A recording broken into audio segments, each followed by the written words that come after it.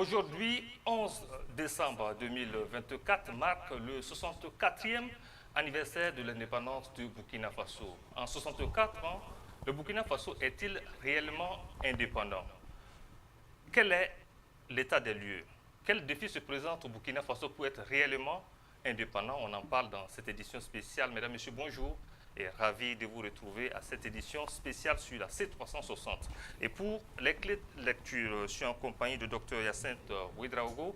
Monsieur Ouédraogo est coordinateur adjoint du RISA, entendez par là le Rassemblement des intelligences pour la souveraineté de l'Afrique. Bonjour, docteur. Oui, bonjour, monsieur Dabira.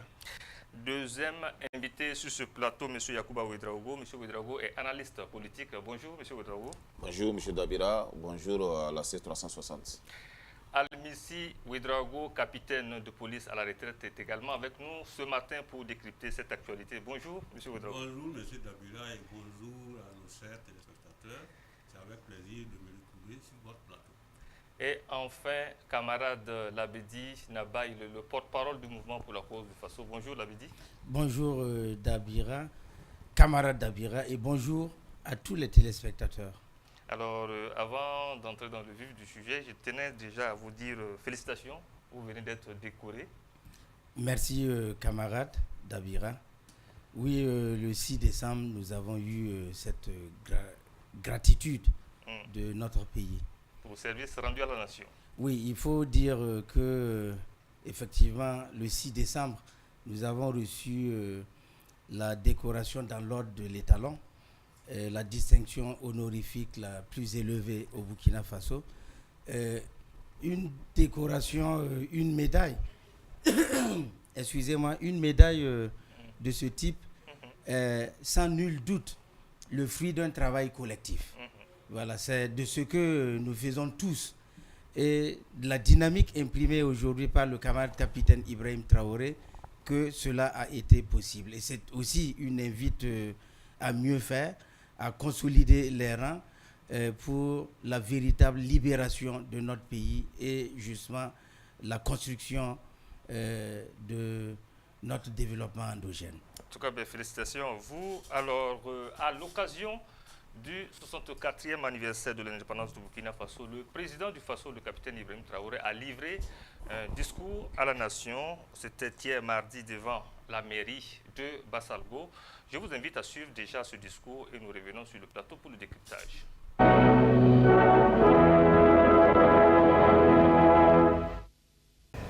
Camarades combattants pour la liberté, pour la souveraineté et l'indépendance réelle. C'est un immense plaisir aujourd'hui de prendre la parole à l'orée donc du 11 décembre, date qui consacre la fête de l'indépendance de notre chère patrie. Nous remercions Dieu d'être les artisans aujourd'hui de cette indépendance réelle. Nous prions également pour que tous ceux qui ont été blessés physiquement et psychologiquement dans ce combat puissent recouvrer la santé. Prions Dieu pour le repos des âmes de ceux-là qui ont combattu au sacrifice de leur vie pour que notre nation puisse rester et demeurer. Nous prions également Dieu qu'il puisse consoler le cœur de tous ceux qui ont perdu des êtres chers dans cette bataille. Camarades, les épreuves définissent le peuple. Aujourd'hui, l'épreuve que nous vivons au Burkina Faso définit notre peuple. Un peuple courageux, vaillant, combattant, conquérant, résilient. Les qualificatifs manquent pour pouvoir qualifier notre peuple. Parce que ce que nous vivons est un moment unique. À travers cette bataille, nous avons pu nous unir et nous donner la main dans une cohésion parfaite pour soutenir nos forces combattantes pour pouvoir mener à bien ce combat pour notre indépendance réelle. Voilà pourquoi je tiens à rendre hommage au peuple qui a compris le sens de notre message et qui contribue de manière volontaire à l'effort de guerre et aussi à travers les taxes et les prélèvements que nous faisons sur les activités au quotidien. Merci au peuple qui a compris l'essence de notre combat et qui permettent aujourd'hui aux forces combattantes d'être bien équipées, bien formées. Nous poursuivrons dans ce sens pour que nous puissions monter en puissance au niveau de l'armée, construire une armée forte et pouvoir donc équiper cette armée comme il le faut. Il n'y a aucun développement, aucune paix possible sans une armée forte. Voilà pourquoi nous devons rendre hommage à ceux-là qui ont tout sacrifié pour que nous puissions être là aujourd'hui et parler de Burkina Faso. Nous continuerons à les équiper, à poursuivre notre reconquête, à continuer à mailler notre territoire, de sorte que la consolidation de tous ces acquis dans le combat soit une réalité et soit effective. Camarades, il arrive des moments donc, dans l'histoire d'un peuple, que ces situations arrivent. Mais nous avons su au Burkina Faso nous unir et nous donner la main pour pouvoir vaincre l'ennemi. Les combattants aujourd'hui sont fiers et continueront leur mission pour recouvrer l'intégralité de notre territoire et pouvoir donner vie à notre nation. L'armée ira où elle doit aller pour sécuriser nos richesses, puisque c'est de ça qu'il s'agit. Nous sommes victimes de nos richesses. Ces richesses que les impérialistes veulent, coûte que coûte, reprendre en main et nous maintenir dans notre esclavage. Nous allons les sécuriser. Et dès à présent, tous les groupements sont instruits de reprendre les opérations de manière active. Au sol comme dans les airs, nous allons traquer ces ennemis de la nation jusqu'à leur dernier retranchement. Plusieurs opérations ont d'ores et déjà commencé et vont s'intensifier. Nous allons les poursuivre jusqu'à leur dernier retranchement et les éliminer jusqu'au dernier. La seule chose qui puisse prévaloir pour qu'ils puissent survivre, c'est qu'ils se rendent à nos différentes forces en déposant les armes et leur logistique. Le cas échéant, combattez-les jusqu'au dernier. Parce que le Burkina Faso n'abandonnera jamais. Le Burkina Faso n'abdiquera jamais. Le Burkina Faso va combattre. Nous sommes un peuple fier, combattant, guerrier et digne. Et nous continuerons dans ce sens. Tous ceux qui rêvent de voir le Burkina Faso à genoux pour espérer nous ramener dans l'esclavage doivent comprendre qu'ils ont échoué. Parce que ceux qui ont risqué leur vie hier nous ont instruits de continuer le combat jusqu'à notre liberté totale et notre indépendance. Voilà pourquoi je tiens à remercier tout un chacun, burkinabé de l'intérieur et de l'extérieur, qui continuent de contribuer à l'effort de guerre, de poursuivre leur démarche et que nos forces armées puissent atteindre le niveau que nous escomptons, sécuriser nos populations et nos terres. Merci à tous et je souhaite donc que cette fête d'indépendance soit un moment de méditation, que chacun médite sur l'indépendance réelle et pouvoir apporter ce qu'il peut apporter pour que notre Burkina Faso rayonne en Afrique et dans le monde. Le Burkina Faso reste et demeure. Vive le Burkina Faso, vive nos vaillantes forces combattantes. Que Dieu les protège, que Dieu veille sur eux dans toutes leurs missions, sur toute l'étendue du territoire. Que Dieu fasse en sorte que l'année 2025 soit l'année de notre victoire finale sur l'ennemi. Merci à tous. La patrie ou la mort, nous vaincrons. Alors, le président du Faso, c'était à Bassalo. Capitaine, je vais commencer par vous. Bassalo, c'est tout un symbole. Quel est le message que le président du Faso renvoie comme ça à l'ensemble de Bukavé, mais surtout aux forces de défense et de sécurité? La résilience. La résilience. Je note ici la résilience à l'endroit du peuple, à l'endroit des forces combattantes, de redoubler davantage d'efforts. Vous disiez tantôt que c'est un symbole, c'est plus qu'un symbole. Quand on évoque Bassalo, on se rappelle aussi récemment de ce qui s'est passé là-bas. Tout à fait. Voilà, et qui a interpellé plus d'une personne. Voilà, par rapport à la gravité, par rapport aux soucis que les uns et les autres ont par rapport à la sécurisation du pays. Alors, donc, si Dieu voulant, c'est là-bas que le président du Faso a choisi de livrer son discours de souhait de bonne fête du 11 décembre, bonne fête de l'indépendance. Il aurait pu le faire soit à la présidence voilà. ou à la télévision nationale. Non, il pouvait le faire même à la place de la nation ici. Il n'y a pas grand enjeu. Voilà, parce que entouré de camps, il n'y a pas de problème. Mais s'il a choisi d'aller livrer ce discours-là à Bassalo, ça veut dire ce que ça veut dire. Ça veut dire que véritablement nous sommes engagés dans la résilience et que pour rien au monde, nous devons abdiquer. Pour rien au monde, nous devons abdiquer. Alors, monsieur Yacoub Ouedraogo, quelle est la lecture que vous en faites? Et merci à mon tour. Permettez-moi de souhaiter bonne fin d'indépendance à tout le peuple burkinabé et particulièrement au président du Faso et qui nous a appris à accepter la situation et se mobiliser, s'engager pour le Burkina Faso. Hier, il a changé les décors des discours du 11 décembre. Hier, c'était des discours devant un peuple affamé et mobilisé pour juste faire plaisir à un maître, avec un défilé pompeux. Or, derrière, il n'y avait pas la motivation, il n'y avait pas la mobilisation des hommes. Et aujourd'hui, avec le jeune capitaine, nous avons un autre type de langage. Un discours bref, axé sur l'essentiel, axé sur l'appel à la résilience, comme le doyen l'a dit, à la mobilisation, à l'engagement et au patriotisme. Et il dit à son peuple, pour rien au monde, le Burkina Faso n'abdiquera. Et dans la forme, tenir le discours à Barsalgo, et comme le prédécesseur a dit, est plein d'essence. Parce que Barsalgo a été éprouvé à plusieurs reprises. Et aller à Barsalgo, tenir un discours, d'abord, c'est soutenir les victimes de Barsalgo. C'est donner un signal à tout le peuple entier que, quelles qu'en soient les difficultés, le président du Faso, l'ensemble des membres du gouvernement, sera là pour accompagner le peuple, comme on appelle, qui ont été martyrisés. Et là, ça encourage, ça galvanise. Et j'ai aimé, et j'ai joint ma voix à la voix du président du Faso, appeler les peuples burkinabés encore à la résilience, à la mobilisation et surtout au patriotisme.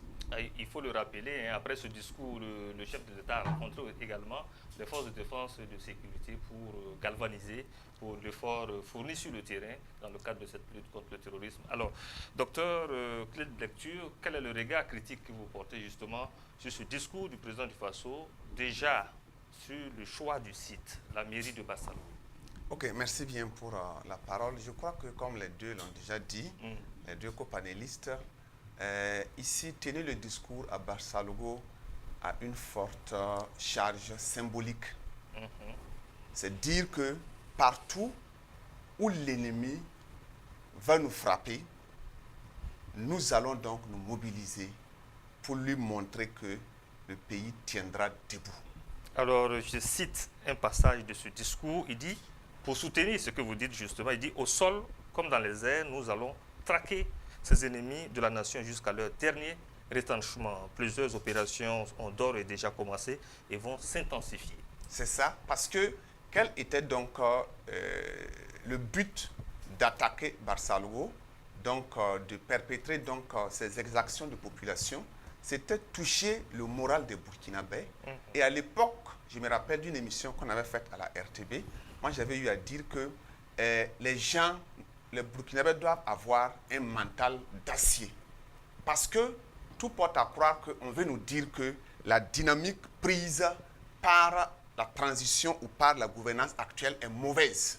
Et il faut donc changer de cap pour négocier donc avec les terroristes, ou en tout cas, c'était pour nous prouver que on ne peut pas vaincre du terrorisme en n'ayant pas pour allier donc la France. Donc je crois que repartir à Barsalgo et tenir ce discours-là, c'est dire que, comme l'a dit le président, nous n'allons pas changer de cap. Nous avons confiance en nous-mêmes, même si vous êtes à mesure de nous surprendre, sachez que le peuple reste toujours résilient. Nous allons toujours nous relever des chutes dans lesquelles nous allons donc tomber et nous allons tenir face à vous. Maintenant, une autre analyse sur ce discours, moi je dirais que par rapport donc à la journée d'aujourd'hui, comme ils l'ont déjà dit aussi, ce que je peux ajouter, c'est qu'on sent dans le discours du président, c'est comme un appel à se battre. Il a employé le terme indépendance réelle. C'est pour dire que... On dira que c'est un discours guerrier. C'est un discours guerrier. Et une communication de guerre. Oui, le président, le chef de l'État met en connexion la lutte contre le terrorisme et notre indépendance réelle. C'est pour dire que nous ne sommes pas en train de nous battre seulement contre des terroristes, mais nous sommes aussi en train de nous battre pour notre véritable indépendance. Parce que même si aujourd'hui, d'indépendance, on va dire ce sont des indépendances formelles. C'est ça, même si aujourd'hui on célèbre cette indépendance, dans son message, c'est nous faire comprendre que ce sont des choses qui sont formelles, qui sont superficielles, et que cette lutte contre le terrorisme est couplée à une autre lutte plus importante, c'est la lutte pour notre véritable souveraineté. Voilà donc qui est bien dit. Alors, Nabal Abidi, à vous maintenant, il dit, je vais encore citer un autre passage du chef de l'État lors de ce discours, il dit que Dieu fasse en sorte que l'année 2025 soit l'année de notre victoire finale. Alors, sur l'ennemi, justement, alors c'est un vœu que le chef de l'État émet comme ça, et une façon de dire au Burkinabé, eh bien, nous sommes presque au bout du tunnel. Est-ce que c'est l'analyse que vous en faites? Oui, tout à fait. Excusez-moi. Il faut déjà relever que le discours du camarade président du Faso, le capitaine Ibrahim Traoré, est un discours comme il en a l'habitude, qui vient au plus profond de lui. C'est un discours authentique, un discours épris, en fait, d'un sentiment de sincérité et d'amour véritable pour sa patrie, un discours d'un engagement et d'une détermination vraiment pour les missions pour lesquelles il est venu au pouvoir. Le chef de l'État nous a dit au début des opérations que nous étions dans l'introduction. Après, nous sommes passés à la phase du développement. Aujourd'hui, il est palpable sur le terrain que le développement de la guerre que nous menons contre l'ennemi apporte des résultats probants et que des territoires, des villages, des communes sont tous les jours récupérés.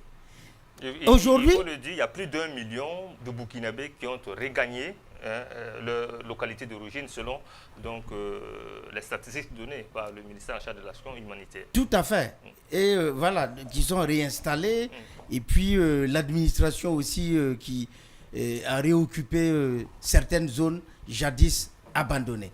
Il faut dire que nous passons maintenant à la phase de la conclusion de cette guerre. Et pour la conclusion de cette guerre... Et en un an, le chef de l'État a bon espoir que 2025 pourrait être l'année où... C'est un espoir collectif. Parce que nous, qui suivons les opérations de près, sommes convaincus que dans l'Union, nous allons parachever cette guerre-là et pouvoir passer à autre chose. Et quand il dit qu'il n'y a pas de développement véritable sans une armée forte, c'est la connexion que mon camarade Fiston disait, camarade docteur, c'est la connexion justement entre notre véritable indépendance et la lutte contre le terrorisme, qui n'est rien d'autre qu'une autre forme de recolonisation, il l'avait d'ailleurs dit, de recolonisation de notre pays, de notre espace, tout simplement pour justement jouir de ces richesses à la surface du sol et dans le sous-sol. Alors, je reprends un passage du président de Faso, comme Nabedi l'a dit. Il dit qu'il n'y a aucun développement, aucune paix possible sans une armée forte. Monsieur le capitaine de police à la retraite, aujourd'hui, on a une armée hautement militarisée. Alors, l'indépendance réelle, on va dire, passe également par là. Bon, naturellement, parce que si vous n'avez pas une armée forte, forte en termes d'équipement et aussi la conviction en termes d'engagement au niveau de ces hommes, ben, vous naviguez à vue. Alors, donc, avec le début de la guerre, nous avons vu comment nous avons souffert sur le terrain. Nos forces combattantes ne disposaient pas de grand-chose pour pouvoir mener la guerre, quand bien même ils étaient déterminés. Bon, sur le terrain, il y avait une autre réalité qui se présentait. Faute de moyens, le plus souvent, c'est la croix et la bannière, et les résultats étaient en demi-teinte. Alors, donc, véritablement, il faut une armée forte, parce que nous avons quand même des enjeux. Il a parlé tantôt de richesse de notre sous-sol, et même du sol. Si vous avez tout ça et que vous ne vous préparez pas à bien garder par vous-même, c'est quelqu'un d'autre qui va, la convoitise aidant, qui va venir vous laver la vedette. Alors donc, il nous faut effectivement une armée forte qui puisse prendre en compte les enjeux qui font que si nous prenons garde, c'est l'ennemi qui va venir toujours rappeler nos richesses et aller se tailler la part belle chez lui. Alors donc, véritablement que nous ne puissions pas occulter, nous ne puissions pas perdre de vue ces détails fort importants, voilà, et que nous nous engageons résolument à pouvoir répondre présent et de la meilleure des qualités pour que à tout moment nous puissions être à l'abri des surprises que nous voyons présentement sur le terrain. Alors, vous souhaitez rebondir alors, Oui, très oui, rapidement. oui, ok. Parce que- Je m'excuse si j'ai... Non. Voilà, effectivement, c'est pour appuyer ce qu'il a dit. Et je me suis rappelé, quand vous posiez la question, d'une célèbre phrase de Cheikh Anta Diop qui a dit que la sécurité précède le développement. La sécurité précède le développement. Toutes les nations développées au monde ont commencé d'abord par construire un système de défense et de sécurité performant. Quand on regarde après la Seconde Guerre mondiale, on a vu que rapidement, il y a eu la mise en place de l'OTAN qui devait donc couvrir l'Europe pour permettre la reconstruction de l'Europe qui était donc en ruine. Quand on voit l'exemple du Japon, qui était aussi à genoux, après la Seconde Guerre mondiale, c'est vrai que le Japon n'a pas sa propre armée, mais le Japon, malgré la crise entre lui et puis les États-Unis, a accepté se mettre sous la protection américaine. Voilà pourquoi il a pu construire une puissance économique qui était la deuxième du monde jusqu'à ce qu'on assiste au réveil chinois. Et le dernier exemple, c'est la Chine elle-même. Après la Seconde Guerre mondiale, quand la Chine voulait se reconstruire, il y a eu une connexion entre la Chine et l'URSS. La Chine n'ayant pas la bombe atomique, a lié une forte alliance. Mao et puis Staline ont lié une alliance forte. Et c'est comme si la Chine se mettait sous la protection nucléaire, en tout cas de l'URSS, ce qui a permis d'asseoir graduellement donc, la puissance économique et aujourd'hui militaire de la Chine. Donc l'Afrique est à la traîne à ce niveau. Et je crois que le capitaine l'a bien compris. Une fois, lors de son adresse du 11 juillet, donc, devant les forces vives, il a dit que nous sommes dans un monde fou, que le monde est fou. Soit on va se battre pour s'imposer, soit on va se laisser donc phagocyter par d'autres éléments. Donc je crois que, comme l'a dit le grand frère, c'est ça la vérité. Si on n'arrive pas à avoir une armée puissante qui dissuade l'ennemi, nous serons toujours torpillés, nous serons toujours, en tout cas, victimes d'occupation ou de colonisation, et ça va être contre-productif à tout moment. En tout cas, l'armée burkinabé a changé de visage. L'armée burkinabé est aujourd'hui hautement militarisée, comme je l'ai dit tantôt, et des équipements continuent de venir, ce qui est bon à prendre. Ça réjouit l'ensemble des Burkinabés. Alors, M. Ouedraogo, avec les dénonciations d'accords de coopération militaire avec l'ancien colon, dira-t-on aujourd'hui qu'on est indépendant ou sur le terrain sécuritaire, ou qu'on est sur la voie d'être véritablement indépendant sur le terrain sécuritaire? Oui, mais naturellement, les deux prédécesseurs ont dit qui veut la paix prépare la guerre. On ne peut jamais être fort sans une armée forte. Et le valeureux capitaine a compris qu'il faut aller d'abord au charbon à ce niveau-là.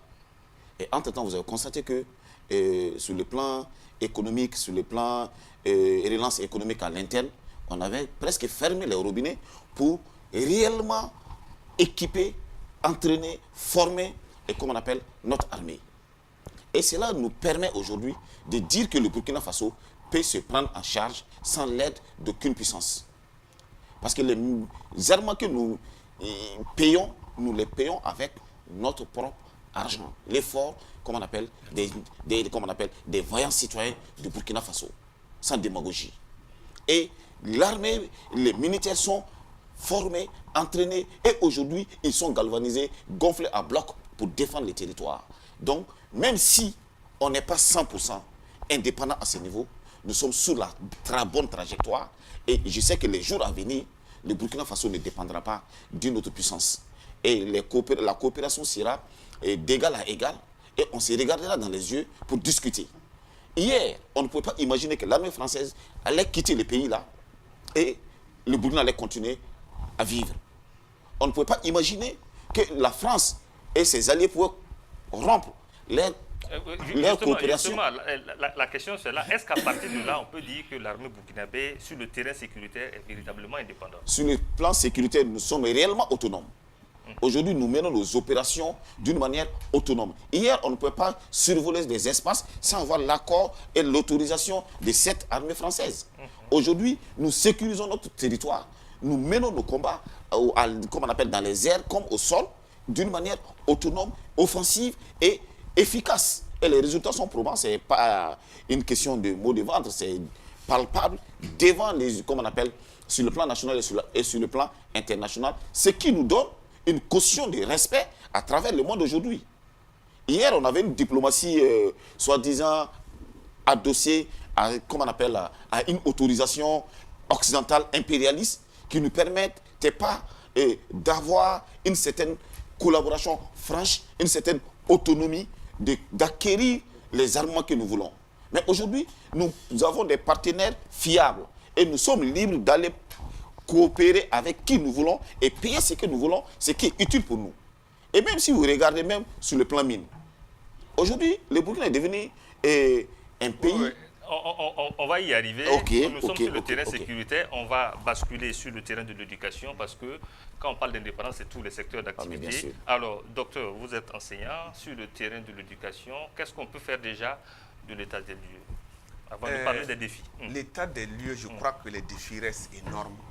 Et l'école néocoloniale dont nous avons hérité, donc la colonisation, a encore des racines et il faut encore travailler à désarticuler, à déconstruire ce système-là. Déjà sous la révolution, Sankara, avec l'appel donc de Gawa, avait donc jeté les bases de comment refonder le système éducatif burkinabé. Mais il n'a pas eu le temps de le faire. Et après lui, tout ce qui a été mis en place par le système Compaoré avait été donc de nous ramener donc dans les griffes donc de la colonisation. Et aujourd'hui, je crois que depuis donc 2022, ce système a été relancé. Mais comme on sait que c'est un système qui a duré pendant, je peux même dire un siècle, si on va dire que la colonisation commence dès les années 1900, les indépendances n'ont pas entamé donc ce système colonial, cette éducation coloniale. Donc jusqu'à présent, ça fait un siècle que ça a prévalu, sinon même 120 ans. Donc ce n'est pas facile de le déraciner. C'est une question donc de réflexion pour adapter nos programmes à nos réalités sociales. C'est aussi une question de financement, parce qu'il faut avoir la vision, mais il faut aussi avoir les moyens pour donc financer voilà, un nouveau type d'école au Burkina Faso, ce qui n'est pas facile. Voilà pourquoi les choses traînent. Mais je crois que la gouvernance actuelle a pris le problème à bras le corps et dans les années à venir, on devrait en principe assister à une réadaptation du système éducatif qui puisse donc, comme l'avait dit Laurent Bado... Cela y va également de la réécriture de notre propre histoire, comme l'a dit tantôt le Premier ministre sortant, parlant justement du 11 décembre. Oui, effectivement, notre histoire doit être réécrite. Parce qu'aujourd'hui, notre histoire, je peux dire qu'elle est fausse à 50%, parce qu'elle a été écrite par le colonisateur. Souvent même, il avait la bonne volonté, mais ignorait beaucoup de choses sur notre histoire. Aujourd'hui, je crois que le regard endogène qu'on a sur l'Afrique doit donc nous permettre d'aller à une autre réécriture de notre histoire qui place l'homme et les valeurs africaines là au centre des préoccupations. Aujourd'hui, on prend beaucoup d'exemples. Notre histoire là est victime de piratage, une histoire qui a été, je vais dire, une histoire écrite pour dévaloriser l'Africain, le Burkinabé, et valoriser donc le colonisateur. Il va falloir travailler à déconstruire. Il faut travailler à déconstruire. Il faut travailler à réécrire cette histoire et il faut travailler donc à ce que cette histoire soit connue, qu'on enlève tous ces clichés, voilà, qu'on a jetés sur l'histoire africaine là, et que même cette histoire soit enseignée. Aujourd'hui, vous prenez un jeune Burkinabé, il connaît beaucoup de choses sur Charles de Gaulle, il connaît beaucoup de choses sur... Mais il ne connaît pas bien Diabalombo. C'est comme si on n'a pas eu des grands-parents qui ont été valeureux. C'est eux qui ont fondé les royaumes. C'est eux donc qui ont assis les différentes sociétés que nous avons, qui les ont organisées et qui les ont maintenues dans la stabilité. Pas qu'il n'y a pas eu des périodes de guerre, il y en a eu. Mais il y a eu une certaine stabilité depuis donc des siècles.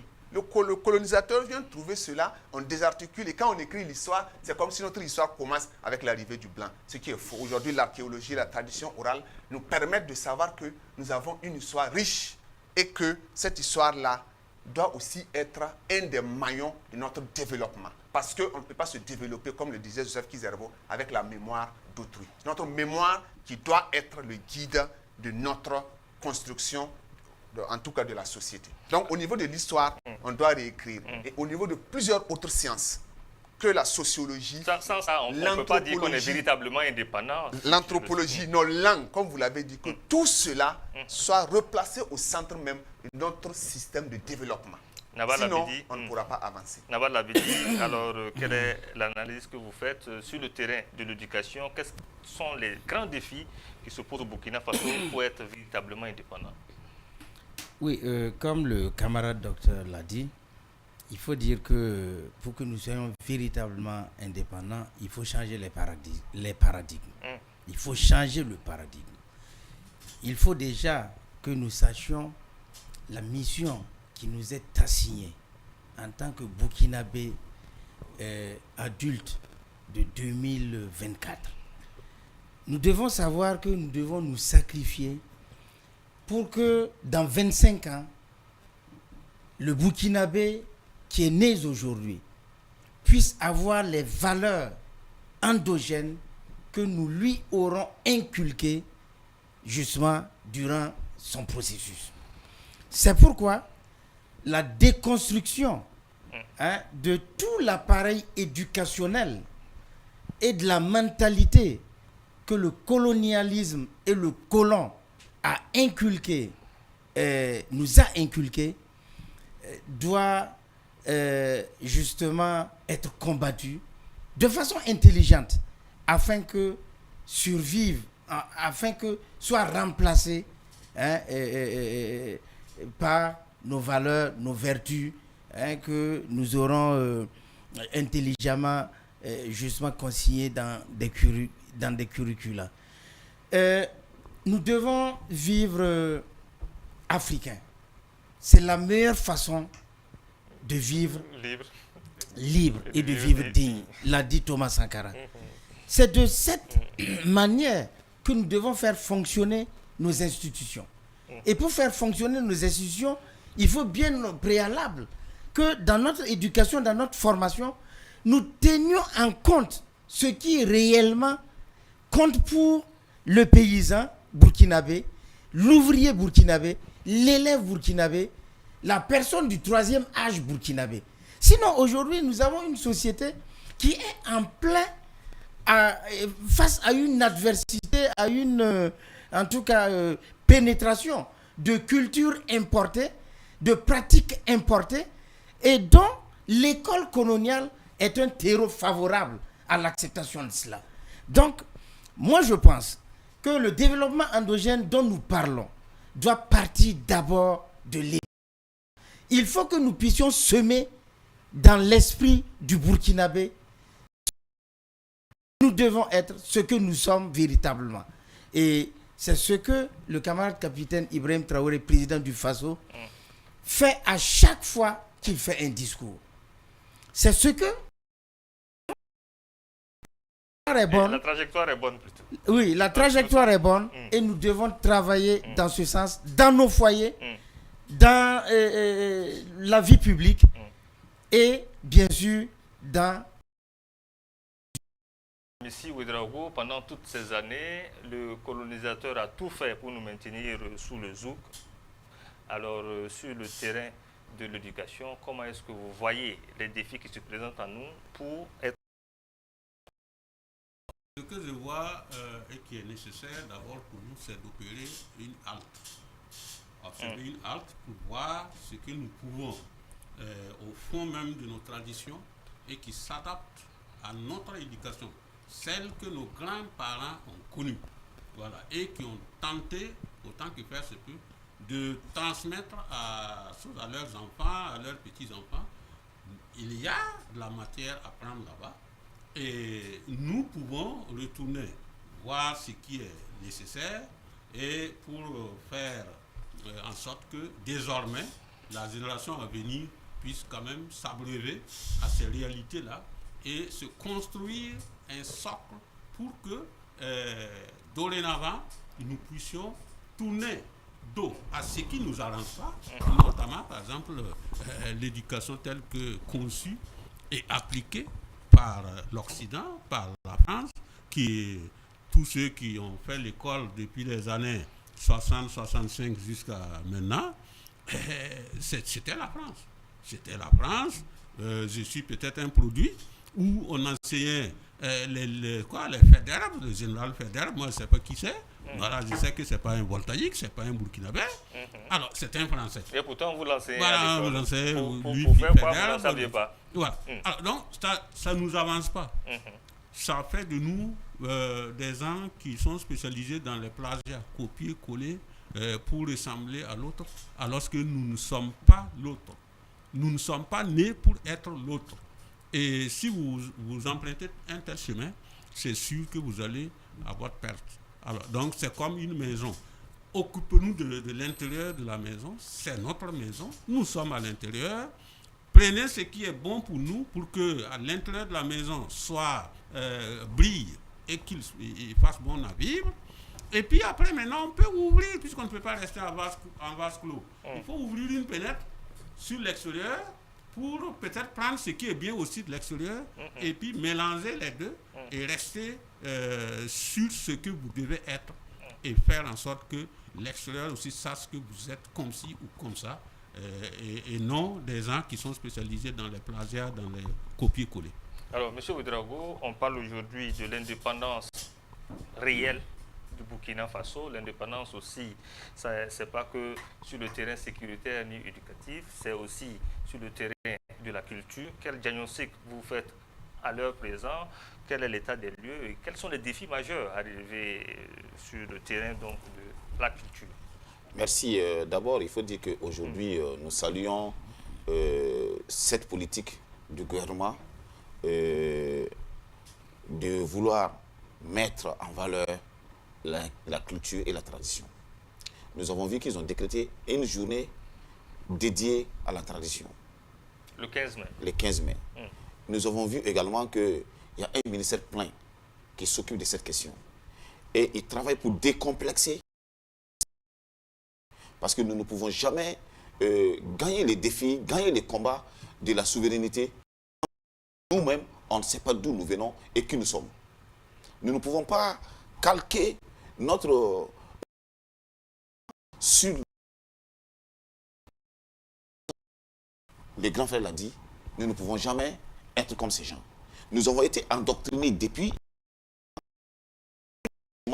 qui n'est pas de notre, qui n'est pas, comme on appelle, bénéfique pour notre développement. Et il faut qu'on réparte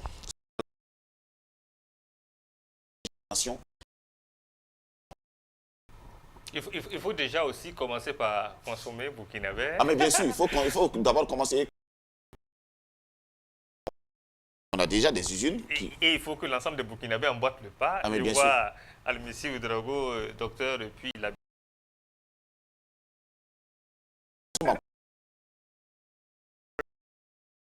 Rentrer dans la réglementation. Mais bien sûr. Maintenant, il faut dire que la nouvelle génération, il faut les apprendre d'abord des valeurs. D'abord en famille, de père en fils, d'époux en épouse, de tonton à fiston, et ainsi de suite. Puisque notre réalité, c'est la famille. C'est cet arbre analogique qui guide nos sociétés. Et si cela est respecté, naturellement, ça se déteint sur l'extérieur. Ça se déteint sur l'administration. Ça se déteint sur tout ce que nous allons faire dans la société.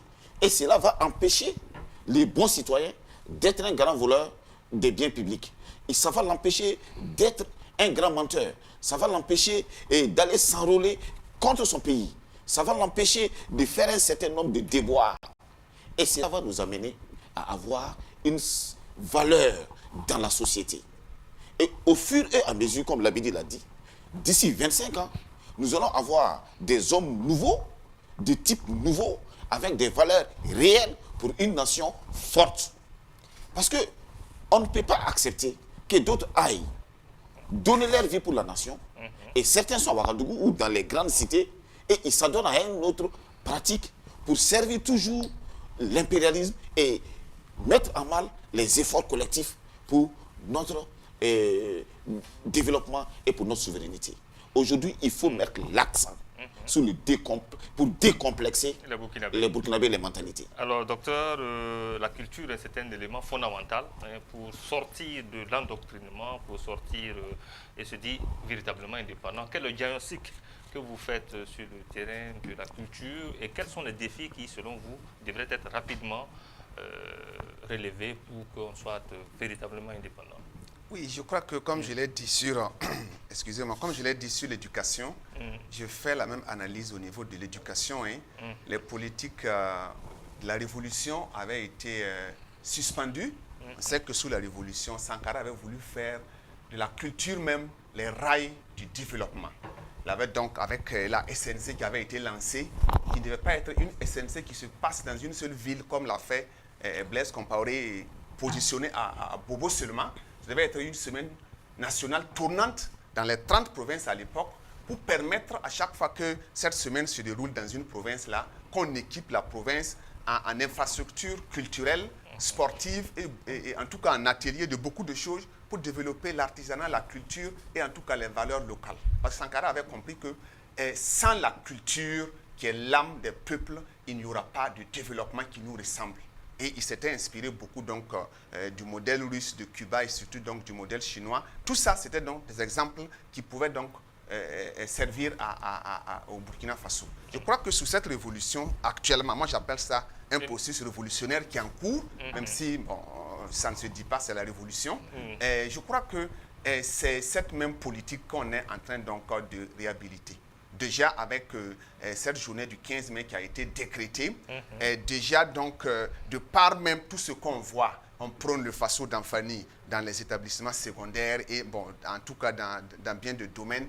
Et on sent qu'on est en train de replacer graduellement la culture au centre des préoccupations. On a érigé le ministère de la Culture et de la Communication un ministère d'État. C'est un signal très fort. On avait rarement vu ce ministère-là qui était comme le parent pauvre des ministères. Sous donc cette transition, ce ministère a été fait ministère d'État. Donc c'est un signal fort à mon sens. Et en tout cas, on voit que c'est vrai, c'est pas facile. Quand on est en contexte de guerre, c'est vrai, la priorité est mise sur le financement de la guerre, tout ça.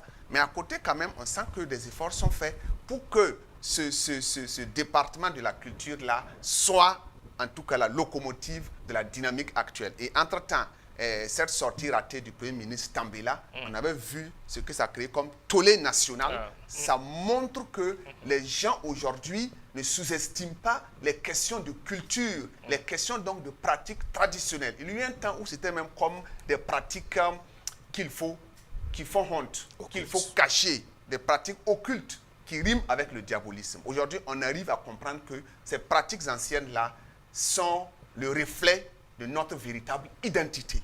Et sans positionnement identitaire dans ce monde-là, on ne peut pas aller donc vers un véritable développement. Donc je crois qu'on a compris la nécessité. Maintenant, il reste en tout cas à déballer un certain nombre de mesures pour implémenter cela. On ne sent pas ça encore avec force, je vais dire. Mais je crois qu'avec le temps, ça pourrait être fait pour que nous puissions aller à un véritable développement. Alors, nous allons aller dans le département de la justice avec vous, Labidi Naba, parce qu'au-delà de vos activités au niveau du mouvement Faso Cause, pour les causes du Burkina Faso, vous êtes un acteur de ce secteur judiciaire. Alors, à ce niveau, est-ce qu'il y a des défis majeurs à relever ou quel est l'état des lieux que vous en faites? Vous pensez qu'on est véritablement indépendant?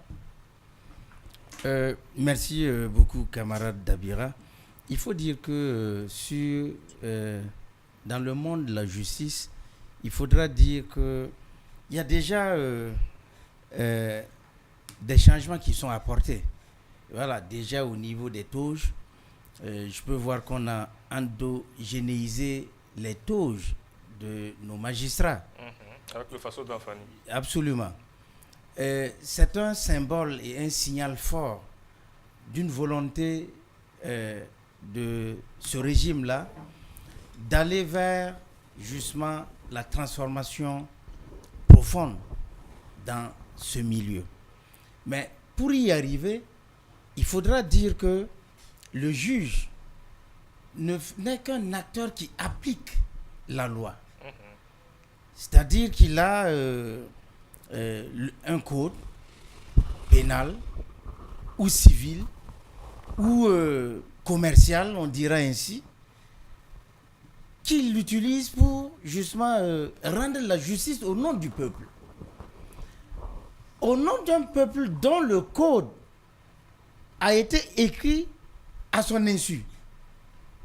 Parce que malheureusement, les régimes se sont succédés, mais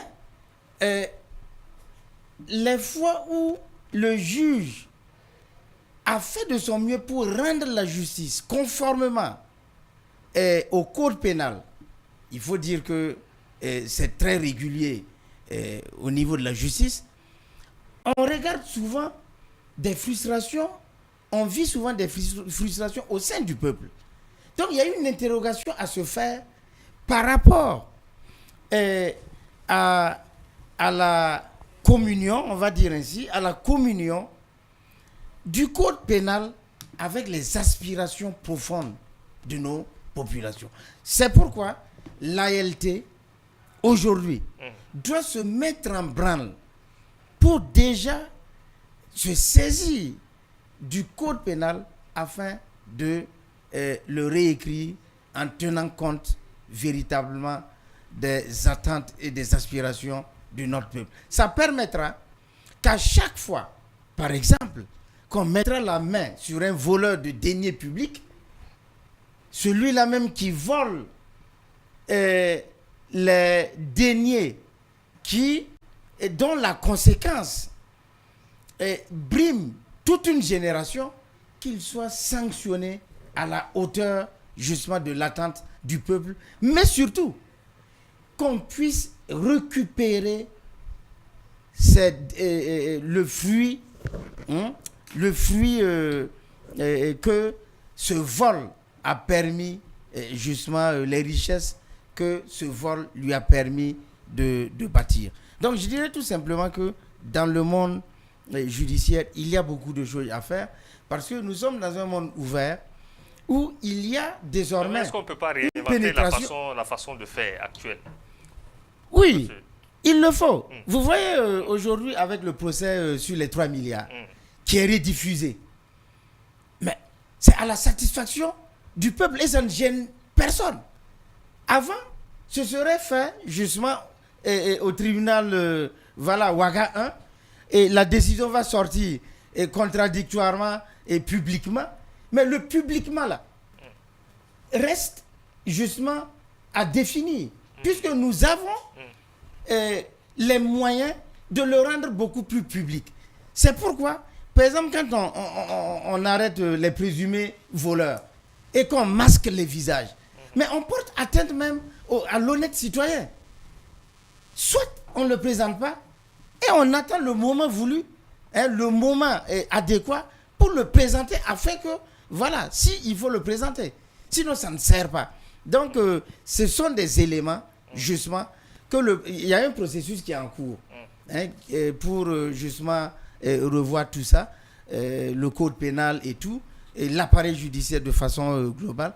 Il faudra que ces éléments-là soient pris en compte et surtout que les acteurs soient, justement, intégrés, qu'il y ait un travail participatif et inclusif. Très bien. Alors, on a moins de 10 minutes pour terminer. Okay. J'aimerais qu'on parle santé cette fois-ci. Alors, monsieur Anne-Michel Ouedraogo, je vais commencer par vous. Alors, regard critique, quel est l'état des lieux et les défis qui se présentent dans ce secteur-là? Bon, déjà, au tout début, je pense que plus d'un Burkinabé le sait, la santé, ce n'était pas facile, ce n'est pas chose aisée. Vous êtes malade, vous allez dans n'importe quelle formation sanitaire, c'est la croix et la bannière. Ah, oui. Est-ce qu'il ne faudra pas commencer à beaucoup plus valoriser également ce tableau-là était quelque peu réduisant par le camarade capitaine Ibrahim Traoré. Nous avons tous aussi suivi les efforts qui ont été minimum. Il y a les cliniques mobiles équipées pour quand même soulager. L'offre de santé aussi a été revue de façon satisfaisante, même si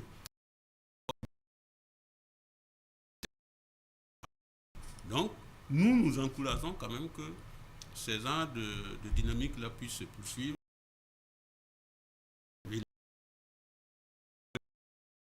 Où le citoyen se sent dans le besoin de pouvoir bénéficier des soins. Voilà. Merci.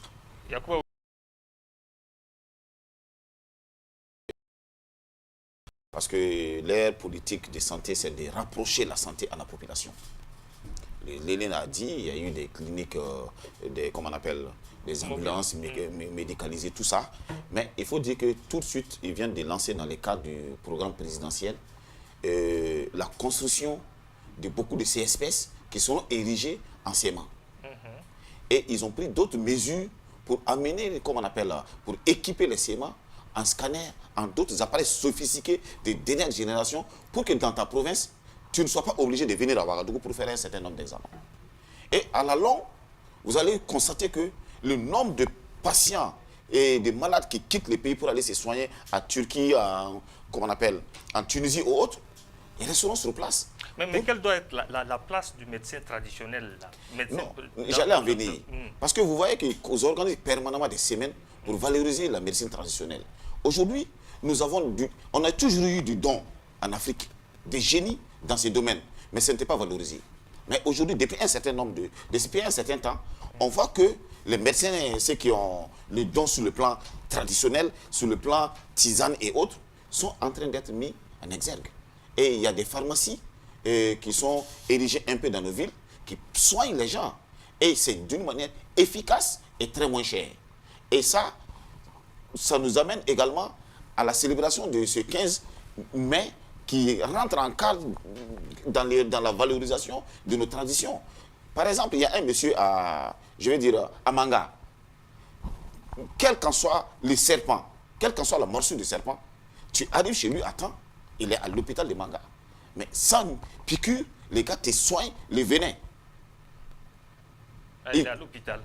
On a construit un bâtiment à l'hôpital et les gars sont là-bas. Donc c'est pour vous dire qu'il y a un médicament que tu prends, tu asperges dans ta cour, aux entourages de ta concession, tu as plus d'une année à faire sans qu'un serpent ne tourne vers là-bas. Ça, ce sont des dons. Et le gouvernement a constaté et a détecté et sont en train de mettre en valeur ces connaissances. Et nous devons les accompagner et les soutenir. Au-delà de la connaissance médicale, et comme on appelle, occidentale, nous avons des valeurs sûres en Afrique sur lesquelles nous pouvons compter. Merci Yacouba Ouédraogo. On va dire que cette indépendance réelle reste arrachée à tous les niveaux et qu'il y a du travail énorme qui se fait sur le terrain avec l'avènement de ce régime, le MPSR2. Merci Yacouba Ouédraogo d'être Merci Dabira, merci aux téléspectateurs de la C360. Je rappelle que vous êtes analyste politique. Merci à vous, Dr Hyacinthe Ouédraogo. Vous êtes le coordinateur adjoint du Rassemblement des intelligences pour la souveraineté de l'Afrique. Merci d'être passé. Merci à vous, camarade Labidi Daba, porte-parole du mouvement pour la cause du Faso.